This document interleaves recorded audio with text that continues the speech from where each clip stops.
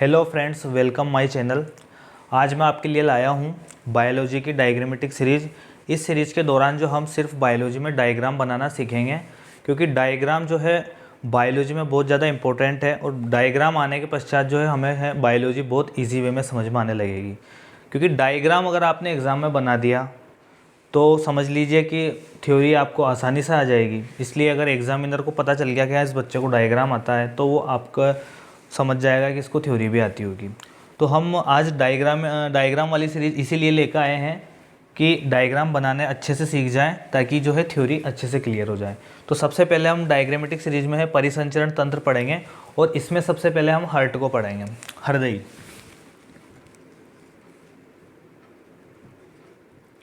हृदय की संरचना। इस वीडियो में हम हृदय की संरचना की बात करेंगे, सिर्फ डायग्राम की। पहले बेसिक तरीके से हम सीखते हैं कि किस प्रकार से हमारा सर्कुलेशन सिस्टम काम करता है। तो बेसिक बिल्कुल देसी तरीके से हम डायग्राम बनाते हैं। जैसे कि ये हमारे लंग्स हैं, फेफड़े, ये हमारे हार्ट के चार भाग, चार पार्ट होते हैं, दो आलिंद दो निलय, और ये हमारी बॉडी।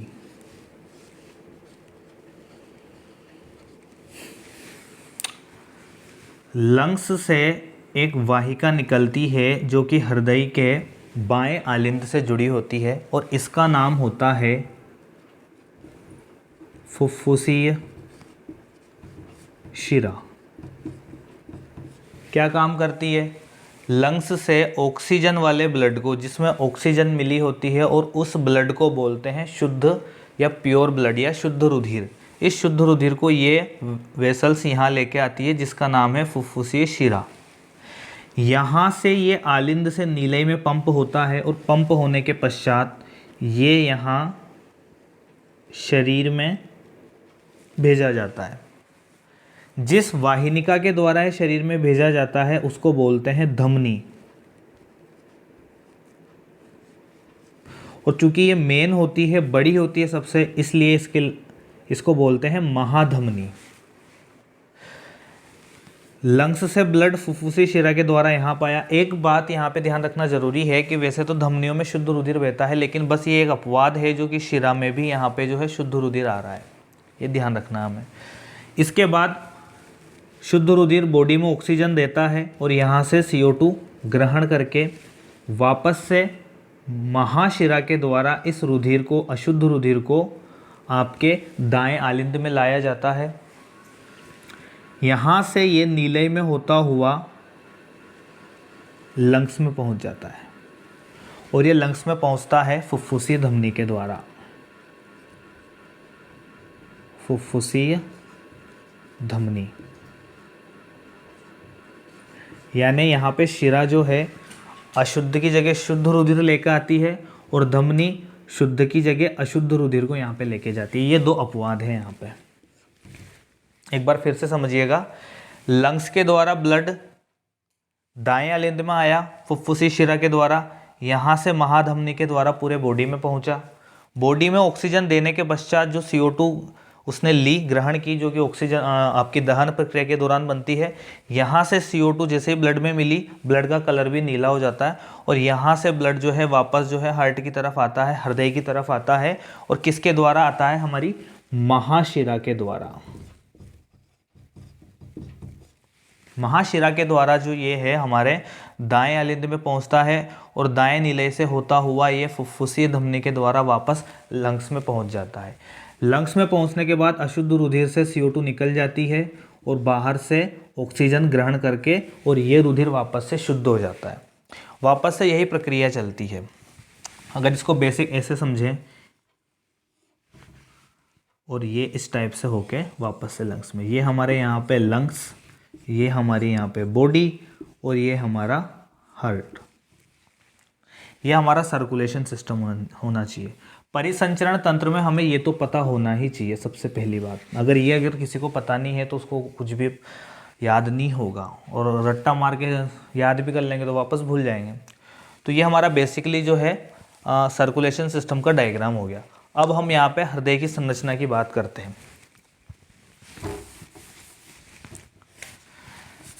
डायग्राम बनाने का तरीका देखना, इसी तरीके से आप डायग्राम बनाओगे तो बहुत सुंदर डायग्राम बनेगा।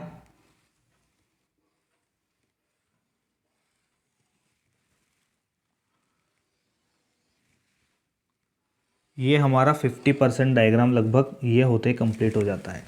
इसके बाद जो है हम यहाँ पे एक डिवाइडेशन लाइन खींच देते हैं, या इसको बोलते हैं अंतरानिलय पट्ट। ये हमारा दायां आलिंद हो गया,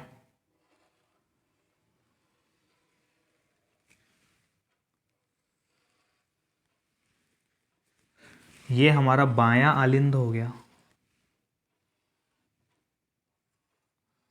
और ये बायां नीलय, और ये हमारे दोनों वॉल्व हैं जो कि शिरा और धमनी में जाके खुलते हैं।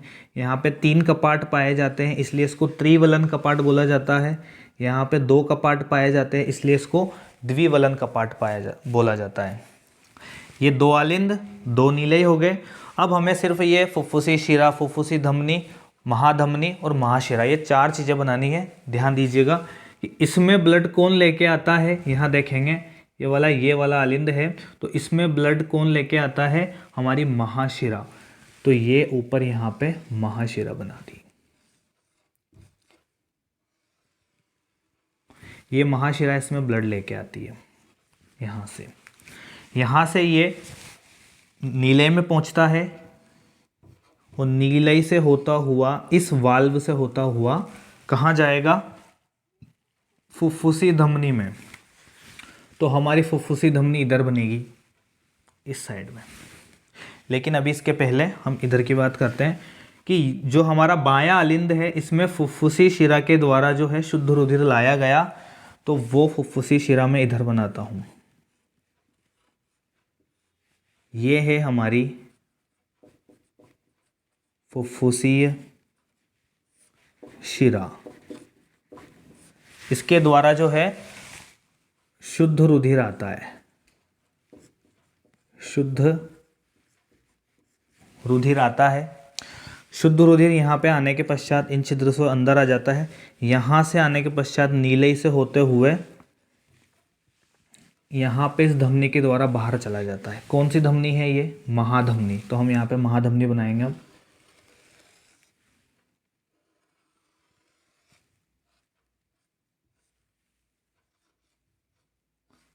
यहाँ से 3 धमनियाँ निकली होती हैं, 2 हाथ को जाती है, एक ऊपर सर को जाती है, और ये राउंड होके हृदय के पीछे निकलती हुई नीचे जाती है, बॉडी के निचले पार्ट में ब्लड सप्लाई करती है। तो हमारा ये वाला सर्कुलेशन पाथ पूरा हो गया। ये यहाँ से जाते हैं और इस टाइप से ये ब्लड को पूरी बॉडी में पहुँचाती है। ये है हमारी महाधमनी। ये हमारे पूरे शरीर से अशुद्ध रक्त को लाने वाली महाशिरा। ठीक है, 1 2 3 चीज़ें हो गई। अब एक लास्ट चीज़ बचती है हमारी, जो कि महाशिरा से अशुद्ध रुधिर को लेकर आती है बॉडी से, और ये यहाँ से लंग्स में पहुँचता है, फेफड़ों में जाता है। वो किसके द्वारा जाता है, फुफ्फुसी धमनी के द्वारा। तो फुफ्फुसी धमनी हम बनाते हैं, यहीं से शुरुआत करते हैं, लेकिन इसके पीछे दबी होती है, तो यहाँ से हमें शो होती है वो।